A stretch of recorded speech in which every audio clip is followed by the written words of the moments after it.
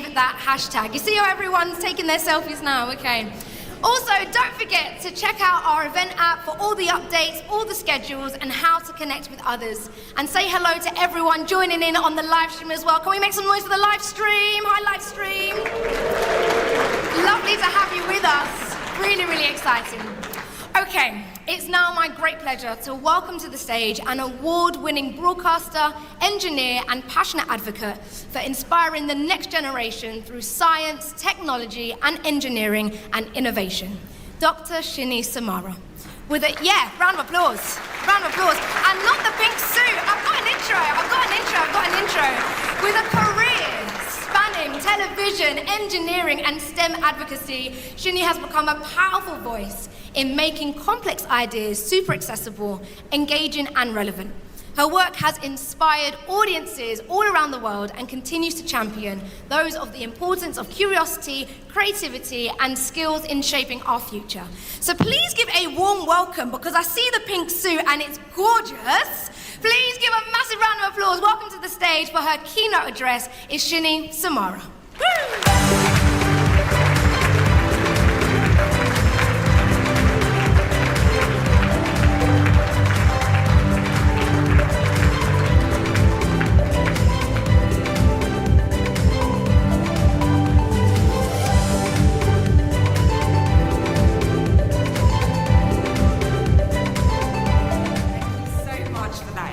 I'm really super keen.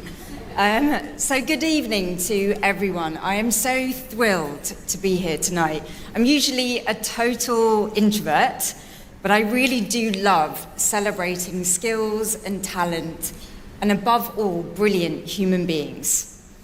So special evenings like this one are just so precious. This evening, we're here to celebrate you. So whether you're a nominee, an apprentice, an employer, a policymaker, or here supporting someone you care about, you must be feeling really proud.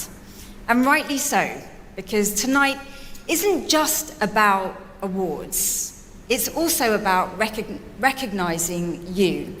You who are quietly building our future through engineering and manufacturing. People who see possibilities above and beyond problems. So as well as celebration tonight, it's also about optimism and hope. I think we could all really use a lot of that right now. We'll hear from those of you who have come from very different backgrounds and taken very different journeys. And that's the beauty of engineering. There's no one way into this profession or one type of engineer. It takes all sorts. My own journey has been very unconventional, to say the least. And if you had asked me at university what my career was going to look like, I certainly wouldn't have been able to predict it. Yet somehow I've landed here with all of you this evening, so we must have a few things in common. And I suspect our commonalities are the ability to persevere, adapt, and occasionally take a leap into the unknown. As a mechanical engineer myself, and a broadcaster, and then an author of 7 STEM books for young people, and the 8th one is on the way in September, I've had the good fortune of visiting construction sites, clean rooms. Just yesterday, I was in an underground mine, Bulby Mine, but also research labs and workshops all across the UK and around the world. And I've met engineers working for global companies through to family-run businesses. And wherever I've gone, I've always seen that curiosity, determination, and passion looks the same in every single engineer that I've met. It doesn't matter whether they're designing satellites or repairing machinery. An engineer's desire to make things better seems to be universal. So back in 2023, when I was writing my last book and it came out that March, it's called Engineers Making a Difference, journalists asked me to summarize the people in my book. There's 46 engineers in there. And I simply said that I believe engineers are society's silent superheroes. And I really honestly do believe that. In fact, I never believed that more than during the pandemic. As we all isolated to keep safe, and of course we clapped for doctors and nurses saving lives, I also watched engineers work together to design hospitals, manufacture ventilators, and produce vaccines in record time. Engineers were keeping people safe and alive too, through expertise, passion, focus, and determination. That quiet commitment to making life better for the rest of us is endlessly inspiring for me. Which brings me back to all of you, because every single person in this room is a role model, whether you realize it or not. Somebody may be watching your journey, wondering whether engineering is for them. So please, don't be silent superheroes, be visible superheroes. Speak about what you're doing, not for recognition, but because your story might become somebody else's starting point for their career. This isn't about self-promotion or self-indulgence. This is about helping others realize that there is a place in engineering too, for them. And I'm sure you all have a story worth telling. I'm sure it's stories of resilience, mistakes that you've made, wisdom you've gathered, things you might do differently, experiences that could inspire somebody else's future. How else are people going to know what engineering looks like today if they never hear from engineers who are actually doing the engineering now? For decades, I've heard about the UK's engineering skills shortage. But tonight, I don't want to focus on what's missing in the UK. I'd much rather celebrate what's already here. A room full of extraordinary people with extraordinary skills. And it's not that talent doesn't exist in the UK, it's that too many talented people don't recognise the talent in themselves. They don't yet realise how powerful their own story is in inspiring others. I don't know whether you've heard the phrase, if you can't see it, you can't be it. And that's a phrase that's really resonated with me always. When I first entered engineering, I couldn't see anyone that looked like me. But my dad is an engineer and my greatest inspiration. I remember watching him create technical designs with beautiful pens and stencils. He used a calculator, but also slide rules, which is now really showing my age. But as a little girl, his job looked absolutely fascinating. Even though I didn't fully quite understand what he was doing, I knew that I wanted to be just like him when I grew up. My dad came into engineering through an apprenticeship, and that apprenticeship really, truly did transform his life. You know, he's from a small village in Sri Lanka. But the apprenticeship gave him skills, which gave him confidence, and that confidence led him to seek out opportunities, which helped him find and build a really great life in the UK for my mum, for my sisters, and for me. As a child, my dad always fueled my curiosity by encouraging me to ask questions and make things out of Lego and scrap recyclables that were around the house. And looking back on all of that, it's no surprise that I followed in his footsteps. Watching Dad taught me something I'll never forget, which is that engineering isn't just a profession, it's a mindset.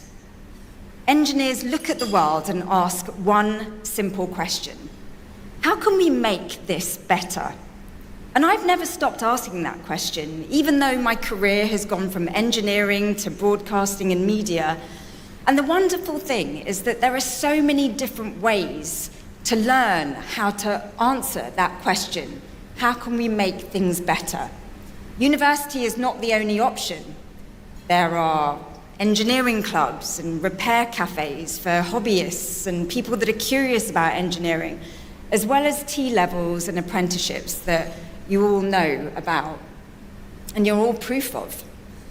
This awards evening has often been described as the Oscars of engineering, and I love that comparison because just like in the film industry and in Hollywood, engineering succeeds because of the diversity of talent who all come together and collaborate. I also want to recognise Enginuity's initiatives, such as their Vocational Celebration Day and the 365 Faces of STEM, which reminds us that vocational routes deserve as much recognition as traditional academic pathways into the profession. So one of the greatest privileges I've had in writing Engineers Making a Difference was in highlighting how unconventional people's journeys have been into engineering. I mean, they really have been unusual. And in fact, the more memorable their stories are the most unusual ones.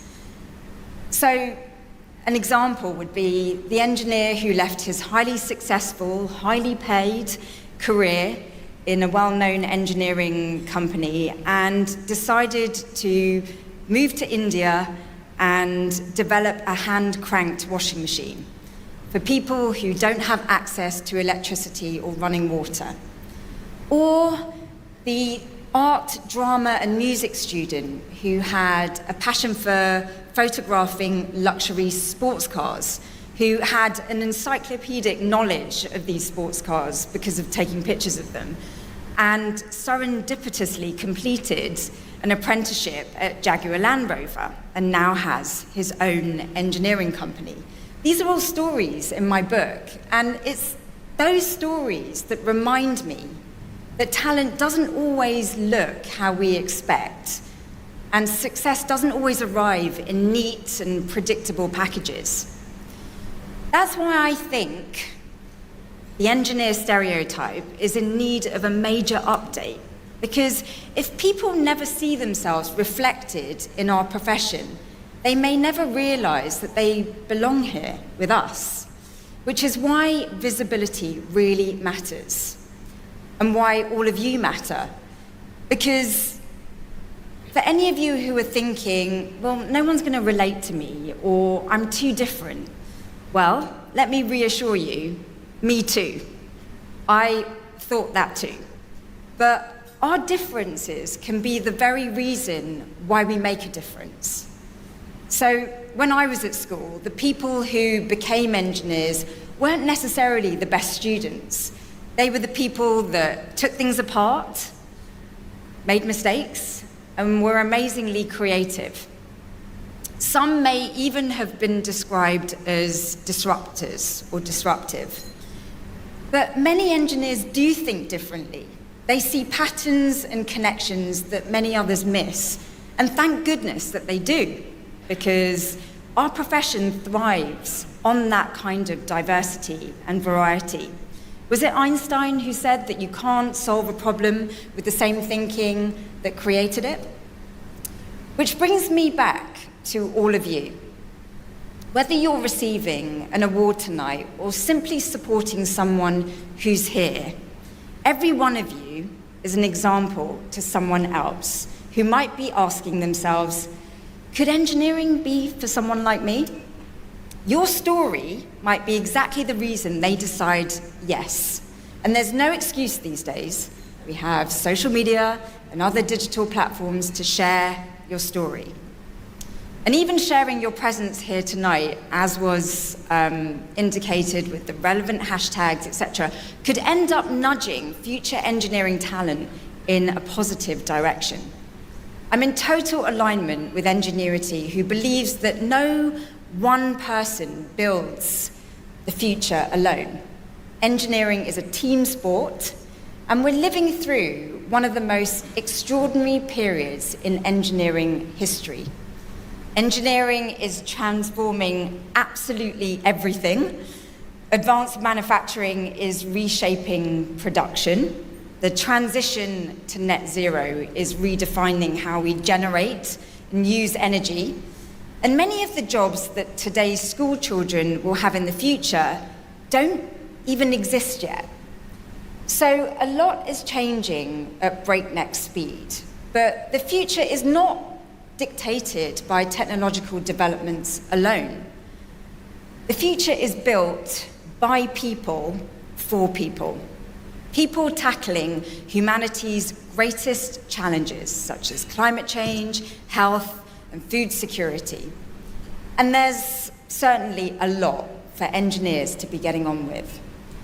So that's the thought I'd like to leave you with here this evening.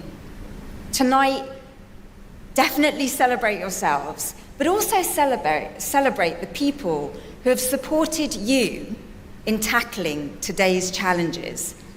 And then tomorrow, be that support for somebody else. Because with every engineer who starts their journey, there has been someone who has said to them, I think you can do this. Everyone in this room is doing this. You form part of a strong collective who have been given extraordinary opportunities to discover what they're capable of. You're shining examples of that. I can't wait to see who's coming up on this stage and to meet you all later on. Congratulations again, and have a wonderful evening.